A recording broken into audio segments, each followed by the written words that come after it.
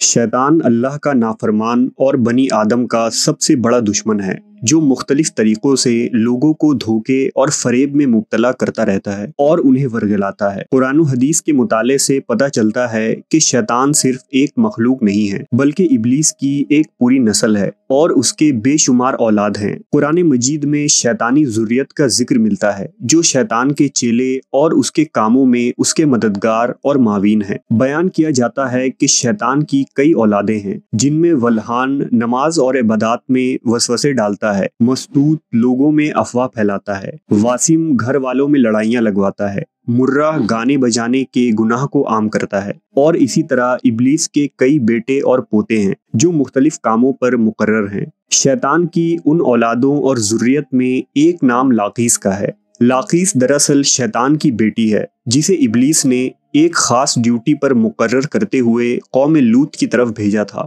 قوم لوط دراصل تاریخ کی ایک طاقتور اور مالدار قوم تھی جو اردن کے علاقے میں آباد تھے۔ یہاں سرسبز و شاداب وادیاں تھیں جن میں سدوم اور عمورہ کے نام سے دو علاقے آباد تھے۔ ابلیس نے اہل سدوم کو اس طرح گمراہ کیا کہ شیطان ایک دن انسان کی صورت میں سدوم کے لوگوں کے پاس آیا اور اس نے ان لوگوں کو آپس میں ہی مردوں میں شہوت کرنا سکھایا۔ ان لوگوں کو یہ برا عمل بہت پسند آیا، لہٰذا یہ لوگ آہستہ آہستہ اس عمل کے عادی بن گئے اور وہ روزانہ بدفعلی کرنے لگے، یہاں تک کہ اگر کوئی مسافر سدوم کے علاقے سے گزرتا تو یہ لوگ ان مسافر مردوں کو بھی پکڑ لیتے اور انہیں اپنا شکار بنا لیتے۔ وقت گزرنے کے ساتھ یہ لوگ اس گمراہی کے گڈھے میں گرتے چلے گئے اور یہ لوگ عورتوں کے بجائے مردوں اور لڑکوں سے زنا کرنے لگے اور عورتوں کی طرف انہیں کوئی رغبت نہ رہا، اور کھلے عام اس عمل کو شہر کے چوک چوراہوں پر کیا جاتا تھا۔ ان کی ہر محفل میں مردوں کا رقص اور ان کے ساتھ عیاشی و زنا کرنا ان کا دستور بن چکا تھا۔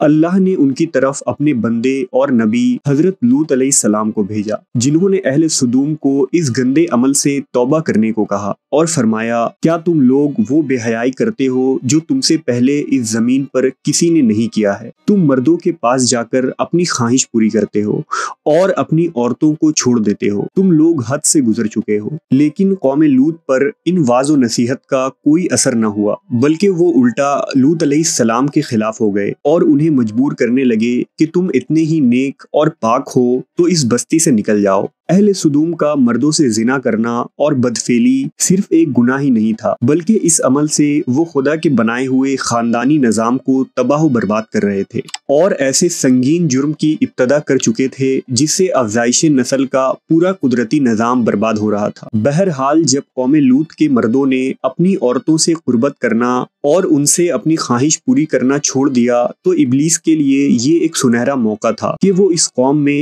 ایک اور نئے گناہ کی ابتدا کرے۔ لہذا ابلیس لعین نے اپنی بیٹی جس کا نام لاقیس تھا اسے اہل سدوم کی طرف بھیجا۔ لاقیس جنات اور شیاطین میں سب سے زیادہ حسین و جمیل اور خوبصورت تھی۔ ابلیس نے اسے حکم دیا کہ وہ ایک خوبصورت عورت کی شکل اختیار کرے اور قوم لوط کی ان عورتوں کے پاس جائے اور انہیں ہم جنس پرستی کا طریقہ سکھائے جنہیں ان کے مردوں نے چھوڑ دیا ہے۔ لہذا لاقیس ایک خوبصورت عورت کی صورت میں ان عورتوں کے پاس آئی اور ان کے پاس آ کر کہنے لگی، میں تباہ و برباد ہو گئی کہ میرا شوہر مجھے چھوڑ کر ایک نوجوان مرد کے ساتھ بدفعلی کرتا ہے، لہذا اب میری جوانی اور میرا حسن سب کچھ تباہ و برباد ہو گیا اور سب یوں ہی رائے گا چلا جائے گا۔ یہ سن کر قوم لوط کی دیگر عورتیں بھی واویلا کرنے لگی اور اپنے شوہروں کو برا بھلا کہنے لگی۔ پھر لاقیس نے ان عورتوں سے کہا، ہم بھی ان مردوں سے بے نیاز ہو جائیں گے اور ان کی طرف رغبت نہ کریں گے جس طرح سے وہ ہم سے بے نیاز ہو چکے ہیں۔ ہم سب کو ان مردوں کی کوئی ضرورت نہیں،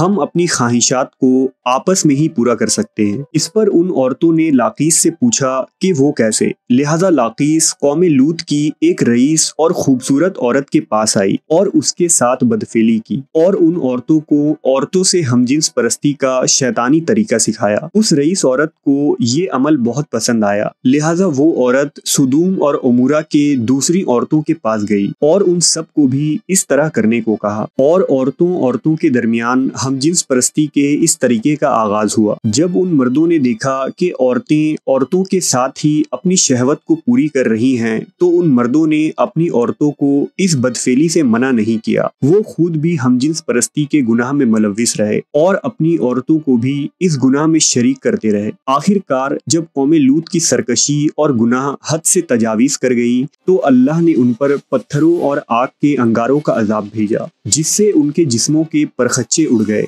सदूम और अमूरा की 5 बस्तियां बिल्कुल तबाह बर्बाद हो गईं। सदूम और अमूरा और उन इलाकों में होने वाले इस हमजिन्स परस्ती के गुनाह का जिक्र न सिर्फ इस्लाम बल्कि तौरेत और इंजील में भी मिलता है, जिसमें उन इलाकों यानी सोडोम एंड गुमोरा को सिन सिटी कहा गया है। इसके अलावा अक्कादी सहीफों और कदीम यूनान की तारीखी रिकॉर्ड्स में भी सदूम के गुनहगार शहर का जिक्र मिलता है, जिसके मुताबिक सदूम और अमूरा तारीख इंसानियत के वो पहले इलाके थे जहां से हमजिन्स परस्ती यानी होमोसेक्सुअलिटी का आगाज हुआ था, और इब्लीस की बेटी लाकीस ने बाद में इस घिनौने गुनाह में मजीद इजाफा करते हुए वहां की औरतों को भी हमजिन्स परस्त बना दिया, जिसे जदीद दौर में लेस्बियन कम्युनिटी का नाम दिया जाता है। सदूम और उमूरा के बाद हमजिन्स परस्ती की ये बीमारी कदीम मिस्र, यूनान, चीन, अफ्रीका और यूरोप में भी फैलता चला गया। दौरे जदीद में यूरोप और अमेरिका ने हमजिन्स परस्ती की सबसे ज्यादा हिमायत की,